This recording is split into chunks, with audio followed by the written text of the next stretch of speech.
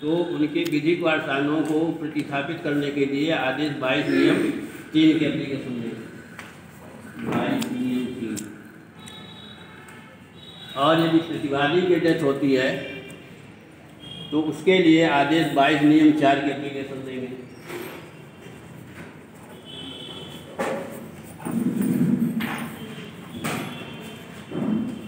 इतना आया समझ?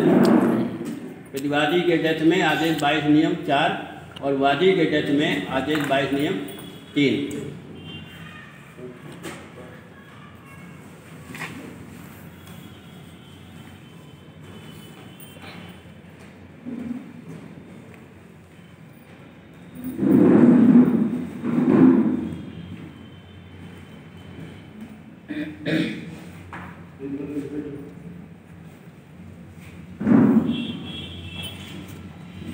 अब आप आ जाइए WS पर।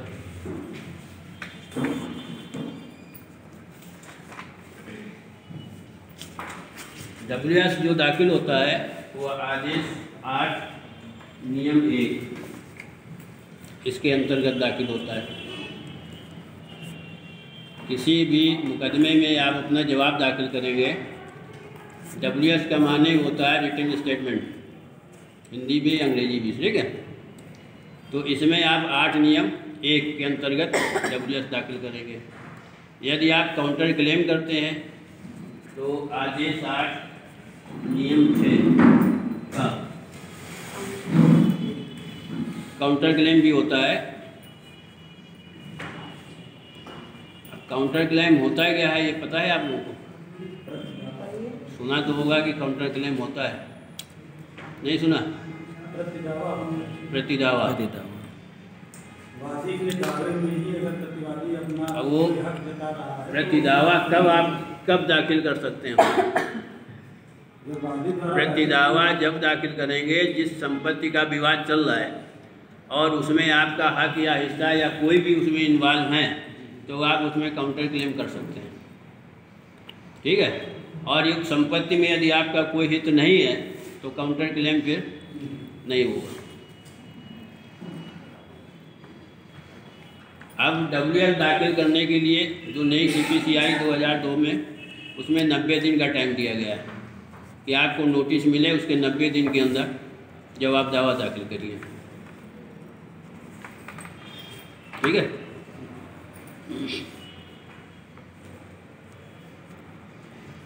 अब आपको ये वाद पत्र आपने दाखिल किया, नोट कर लिया है?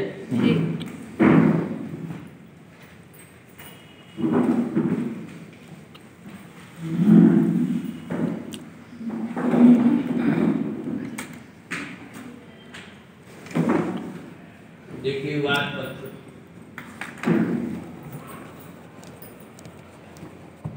यदि इसमें कोई गलती हो गई है या दौरान मुकदमा कुछ चेंजिंग हो रही है तो आप वाद पत्र में संशोधन कर सकते हैं। वो संशोधन जो जाएगा वो आदेश 6 नियम 17 में जाएगा।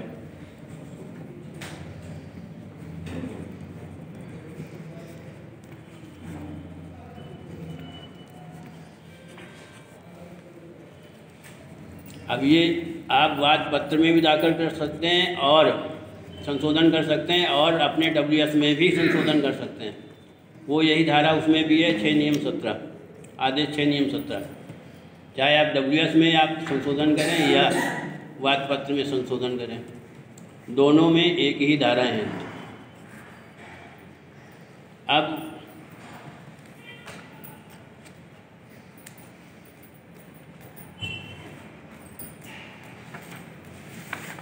एक चीज़ और समझ लें, यदि आप किसी सरकार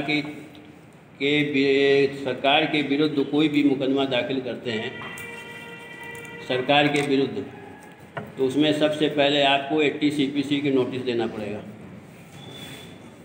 ठीक है। सरकार के विरुद्ध नहीं करते हैं तो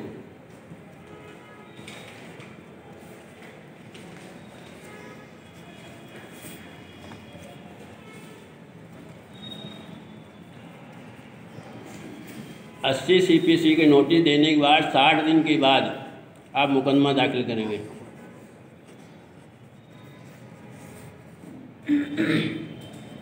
लेकिन सीपीसी में एक और इसमें नियम बना रखा है कि आपको यदि अर्जेंसी है कि 60 दिन इंतज़ार नहीं कर सकते हैं तो आप इसमें 80/2 उपनियम 2 82 में एप्लीकेशन देकर आप एग्जाम करा सकते हैं। 60 दिन आपको फिर इंतज़ार नहीं करना पड़ेगा। एप्लीकेशन कोड में दे करके विद हलफनामा कि हमको साहब बहुत ज़रूरी है, यदि 60 दिन इंतजार करेंगे तो के साथ ही पहले इसको उसी के साथ दावे के साथ दावे के साथ 80/2 में दे दीजिए एप्लीकेशन, तो आपकी अलाउ हो जाएगी और रेगुलर सूट में दर्ज हो जाएगा। जो आप रिलीफ मांग रहे हैं वो मिलने वाली होगी, मिल जाएगी। तो ये एक छूट भी दे रखा है 82 में। अब बात पत के साथ ही जाएगी।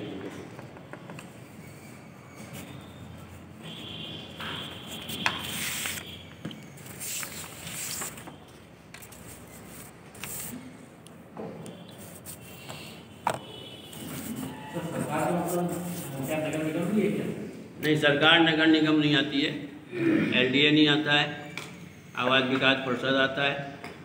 जो गवर्नमेंट का जो IS होता है वो यदि वहाँ पर बैठता है या गवर्नमेंट से वो एडेड है तो उसमें आपको देना पड़ेगा। निगम है तो निगम को नहीं देना। निगम में 80 CPC की नोटिस नहीं जाती, कोई भी निगम हो, परिषद हो। गवर्नमेंट स्कूल को यदि प्रिंसिपल को पार्टी बनाएंगे नहीं देना पड़ेगा, DIOS को बनाएंगे तो देना पड़ेगा। सरकारी कर्मचारी जो अधिकारी को बनाएंगे देना पड़ेगा। मतलब जो डायरेक्ट सरकार के प्रति उत्तरदायी है उसको खिलाफ करेंगे तो देना पड़ेगा। जो किसी निकाय के प्रति उत्तरदायी है जैसे LDA का, हाँ LDA है, नगर निगम है, जो अधिकारी है उसको पार्टी बनाते हैं तो नहीं देना पड़ेगा। नगर निगम का कोई अधिकारी उसको पार्टी बनाते हैं तो उसको देने की जरूरत नहीं। नगर निगम में नगर आयुक्त को पार्टी बनाएंगे तो भी नहीं देना पड़ेगा, क्योंकि निगम है वो, निगम उसमें नहीं देना होता। जैसे पावर कारपोरेशन में भी नहीं देना पड़ेगा।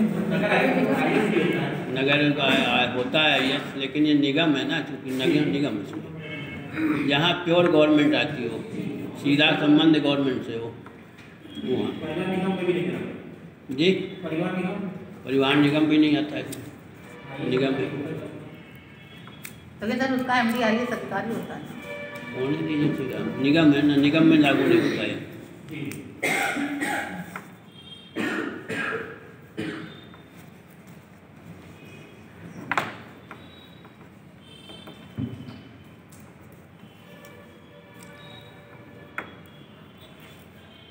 मुद्दा किसी की वादी की डेथ होती तो किस सेक्शन में एप्लीकेशन दिया जाएगा?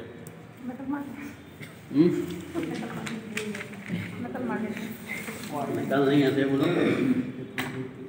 वादी की डेथ होने पर किस सेक्शन में दी जाएगी? 22 आदेश 22 नियम 3 सही बोलो। और प्रतिवादी की डेथ होने 22/4 जी सही है।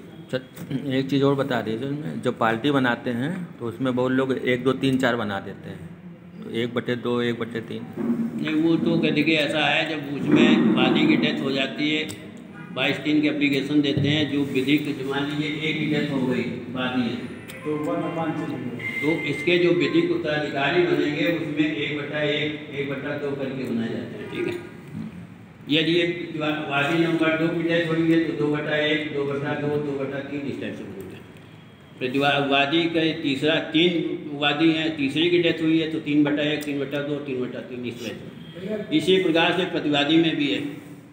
प्रतिवादी की नंबर 1 की डेथ होती तो 1/1 1/2 1/3। 2 नंबर प्रतिवादी की होती तो उसमें 2/1 2/2 2/3 इस टाइप से पार्टी बनाई जाती है। सरकारी बैंकों के लिए नोटिस सरकारी बैंक में नोटिस की जरूरत नहीं है।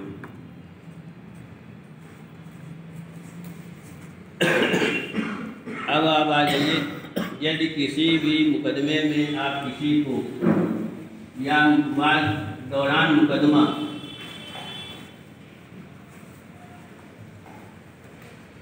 किसी भी व्यक्ति को पार्टी बनाना चाहते हैं, ठीक है, किसी को भी यदि आप पार्टी बनाना चाहते हैं तो आदेश 10 नियम 1 आदेश 1 नियम 10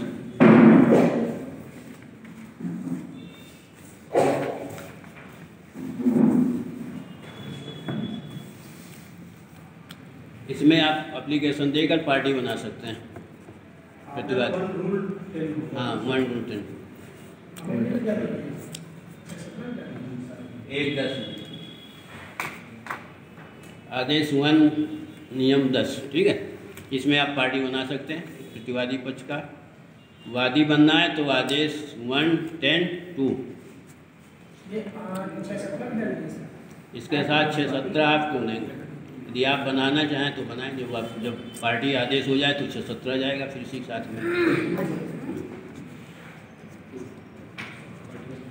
ऐसा होता है कि 1-10-2 कभी कभी होता है कि प्रतिवादी कहता है कि फला को पार्टी नहीं बनाया इसलिए वाद पक्षकारों के असंजन से दूषित है, तो आप उसको बनाना जरूरी समझते हैं तो आप उसमें फिर नोटिस ये दे देंगे 110 की एप्लीकेशन, वो अलाउ हो जाएगी। अलाउ करने में वो आदेश आपको करेगी इसमें पार्टी बनाने के लिए आवश्यक कार्रवाई करें, तब आप 6-17 देंगे उसमें फिर 6-17 के आधार पर आपसे अमेंडमेंट करेंगे उसमें।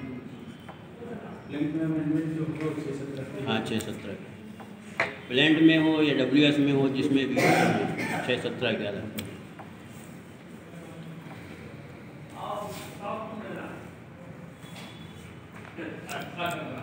अब इसमें कोई भी मुकदमा दाखिल करने के पहले एक तो बालिग होना चाहिए। यदि बालिग नहीं है तो उसमें संरक्षक बना करके आप मुकदमा दाखिल कर सकते हैं। संरक्षक किसको बनाएंगे, फादर को या मदर को। फादर मदर नहीं है तो आप चाचा को बना सकते हैं, मामा को बना सकते हैं, जो मतलब आप जो उसके पास रहता हो, नाबालिग बेटा बेटी जो भी हो, ठीक है, उसको आप संरक्षक के रूप में बाद ला सकते हैं। उसे कहते हैं बाद मित्र। और इस सेक्शन होगा आदेश 32 नियम 1। जब आप मुकदमा दाखिल करेंगे नाबालिग की तरफ से तो एक एप्लीकेशन आदेश 32 नियम 1 की एप्लीकेशन देंगे। उसमें पहले सुनवाई होगी कोर्ट की, उसमें कोर्ट आदेश करेगा और उसमें आपको संरक्षक नियुक्त करेगा। इसके बाद वो आगे कार्रवाई होगी, ठीक है ना।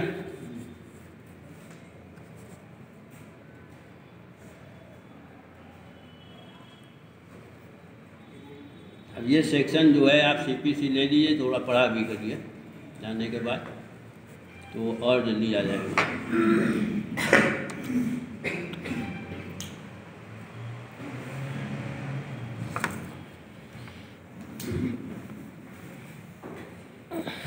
फाइन लगेगा देर में आने के लिए।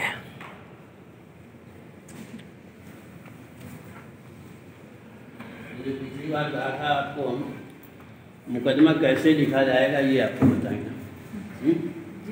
इसकी ड्राफ्टिंग कैसे होगी वो देखें। सबसे पहले क्या लिखेंगे, न्यायालय का नाम, ठीक है। ऊपर क्या होगा, न्यायालय का नाम, न्यायालय फला फला फला, ठीक। फिर यहाँ पर वादी का नाम डैश कर दीजिए, जब वादी आ जाएगा। फिर यहाँ बनाम लिखेंगे, फिर यहाँ प्रतिवादी का नाम आ जाएगा, ठीक है। फिर यहाँ पर आप लिखेंगे मूलवाद संख्या। मूलवाद है तो मूलवाद संख्या लिखेंगे, प्रकीर्णवाद है तो प्रकीर्णवाद संख्या लिखेंगे। आप लिख 2021 वाद मूल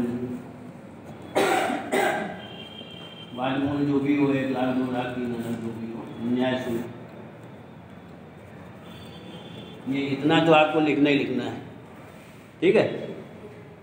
इसके बाद अब नेचर ऑफ केस है, उसी हिसाब से यहाँ हेडिंग लिखेंगे। यदि स्टे का है तो यहाँ पर लिखेंगे दावा वास्ते स्थायी निषेधाज्ञा। यदि स्टे का है तो डिक्लेरेशन है तो डिक्लेरेशन लिखेंगे दावा वास्ते घोषणात्मक वाद, ठीक। ये यहाँ पर हेडिंग डाल देंगे, यहाँ पर फिर यहाँ महोदय करके लिखेंगे वादी निम्नलिखित निवेदन करता है। इसमें लिखने में देखिए ड्राफ्टिंग में 3-4 बातों का आप ध्यान रखें तो बहुत अच्छी ड्राफ्टिंग कर लेंगे।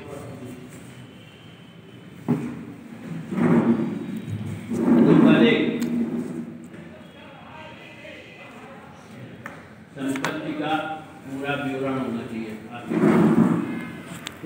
संपत्ति की पूरी विवरण होना चाहिए। मैं चौहद्दी सहित और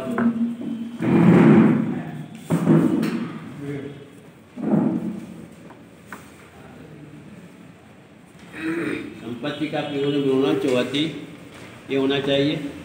दूसरा, ये संपत्ति आपको मिली कहाँ से, ये देख लीजिए कहाँ से मिली, कैसे मालिक हुए आप।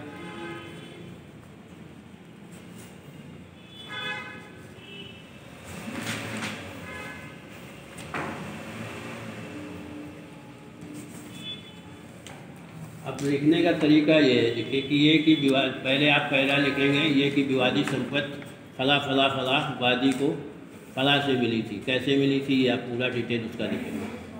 ठीक है, मैं मकान नंबर या प्लाट नंबर उसकी चौहद्दी सहित इसके कैसे मालिक हैं उसका पूरा डिटेल इसमें लिखेंगे तो वाद पत्र में। वाद पत्र के बाद लास्ट में आप इसका वैल्यूएशन और वाद कारण, ये दो चीज़ कंपलसरी लिखना होता है। वाद कारण नहीं होगा तो मुकदमा भी आपका नॉन मेंटेनेबल होगा।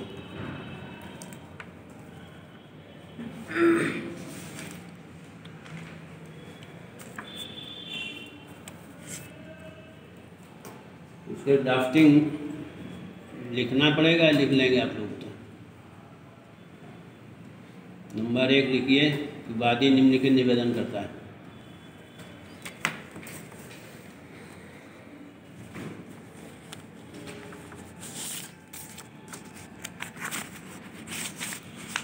नंबर 2, ये विवादी भवन संख्या ये स्थित फला का एकमात्र मालिक व काबिज है।